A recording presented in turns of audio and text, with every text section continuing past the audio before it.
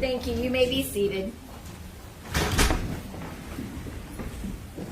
We are here on the matter of State of Ohio versus Donald Kopchak, case number 25CR0520.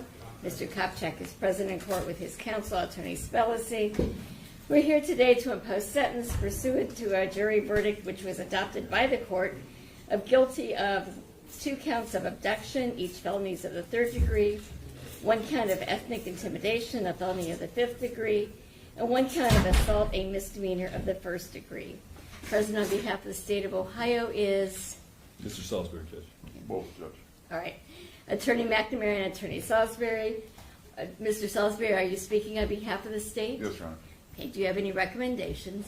Yes, Your Honor. You heard the trial, so there's no need to belabor the facts. As I said in the Mr. Lajak sentencing, this is a crime that kind of divided the community, very impactful, we believe. We believe the jury got it right, and quite frankly, as the court shall recall, didn't take a very long time to deliberate even.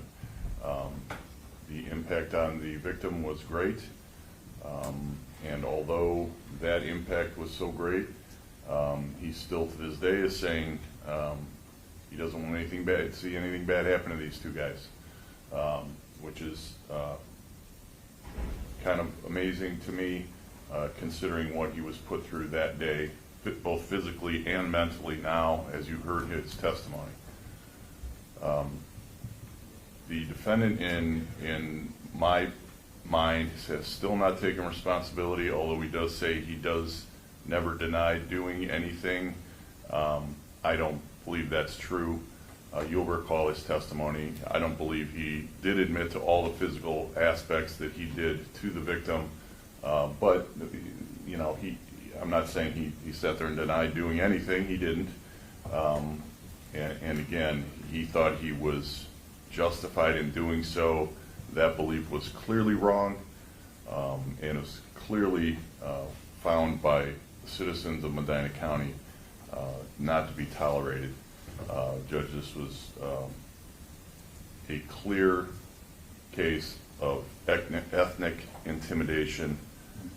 We believe a prison sentence is appropriate, and we would leave that length of which in the court's discretion. Thank you. Mr. Spellacy? Thank you, Judge.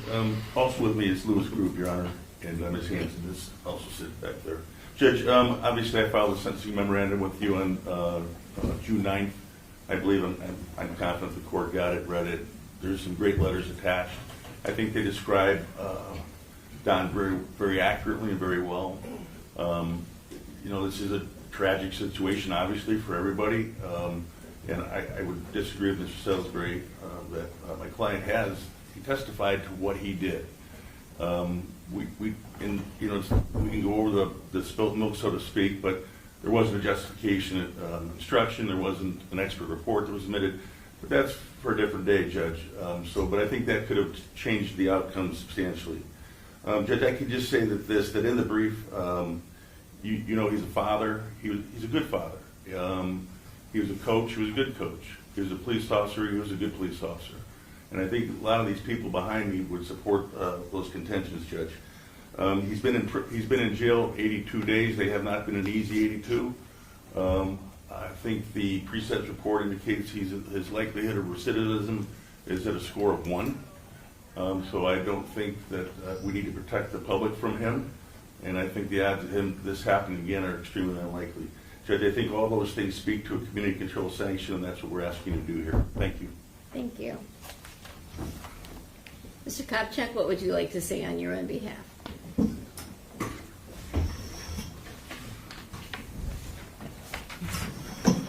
Again, I just want to go off exactly what my lawyer just said, that I never denied anything. I took the stand and I was honest, and that's what I was told to be. I was told to be honest by my lawyers and my union, and that's what I did. I sat there and I was honest, and never in my life did I ever think that I would be here sitting in front of a judge like this. And that's not the type of person that I am, and those letters and everything that are put in front show that what I've done in my life, and what I've would continue to do when I'm out. And on behalf of my lawyers and everything, they, I was advised to keep this as to basically that.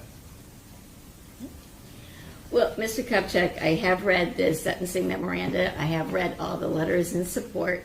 The thing that the letters in support don't discuss is the effect of your behavior on the victim in this matter. And so my focus is not on whether you're a good person, I'm sure you're a fine person, but on your behavior and the impact that that had on the victim.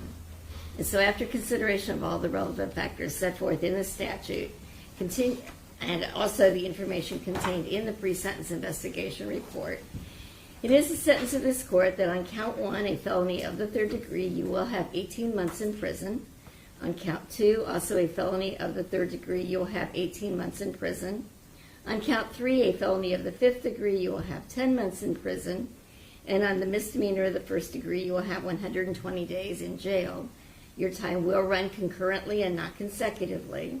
Upon your release from prison on counts 1 and 2, you will have a mandatory period of post-release control of between 1 to 3 years at the discretion of the adult parole authority. When this period of post-release control is imposed, if you violate the terms of that supervision, the adult parole authority is authorized to return you to prison for up to 9 months for any single violation, up to a maximum of 50% of your prison term for all violations.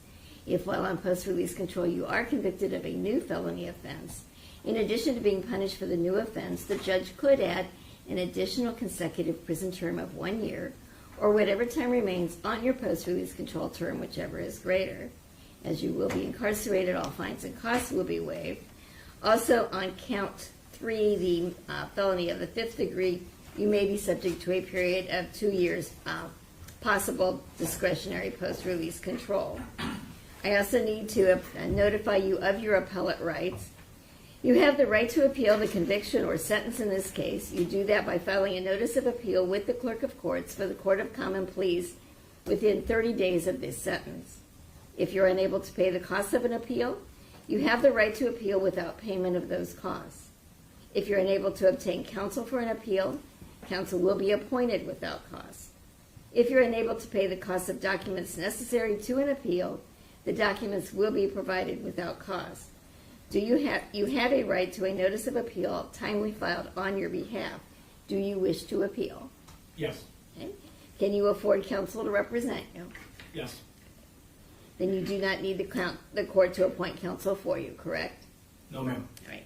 At this time, then, you are to remain in the custody of the Medina County Sheriff's Department for transportation into the custody of the Ohio Department of Rehabilitation and Corrections. Anything else, Mr. Spells? Thank you, Judge. Just for the record, count 1 and 2 would merge. I I know it's a concurrent sentence, but I believe they would. I don't want to concede that point, Judge. I don't think they do merge. I think they're separate animus. I think he removed the victim and also restrained him at 2 separate times. So I don't want to concede that they merge. So, Mr. Spelsing, I have not been briefed on that issue, so at this point in time, I do not believe that they merge, but that perhaps is an issue for appeal. Okay. And Judge, can Mr. Grube address you as to appellate bond? Certainly. Thank you. Good morning, Your Honor. Louis Grube. Always great to come down to Medina County. I'm going to make an oral motion for a stay of the sentence on behalf of Mr. Kopchak. There are a couple matters with respect to that.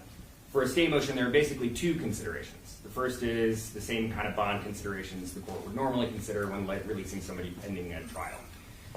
I'm going to defer to the court on those. There's already been a personal recognizance bond. If this is granted, that would be appropriate. I have no reason to believe that there's anything that's changed, simply because Mr. Kopchak has been convicted. He's the same person before you. Same family, same considerations. He's not a flight risk.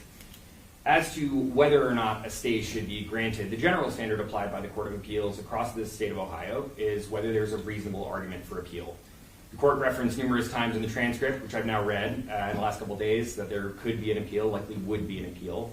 There were a couple issues. I'm happy to address the specific issues pending appeal if the court would like to get into that, but I think that given all that has happened, it's probably safe to say the court understands the issues from the trial, and we would just say that there are reasonable grounds for appeal. coming out of today, if the court could issue a ruling on this in writing in the sentencing entry, that could avoid a written motion, but I'm also happy to brief it in writing for the court. It's up to the court. Please let me know what the court would prefer from me going forward from here, but that's the motion, and thank you for your time this morning for that. Thank you. Your oral motion is denied.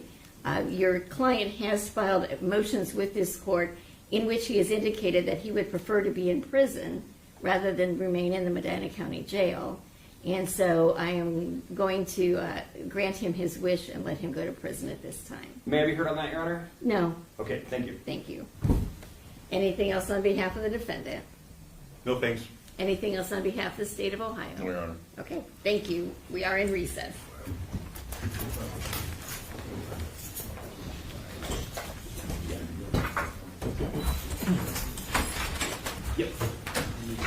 The courtroom reminded everyone that sentencing isn't about reputation alone.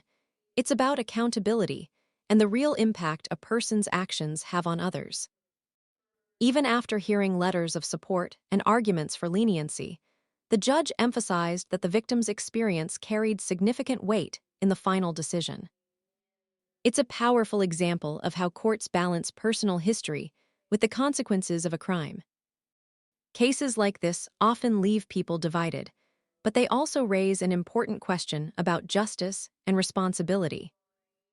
Do you think the sentence was fair, or should the court have shown more leniency? Let us know your thoughts in the comments below.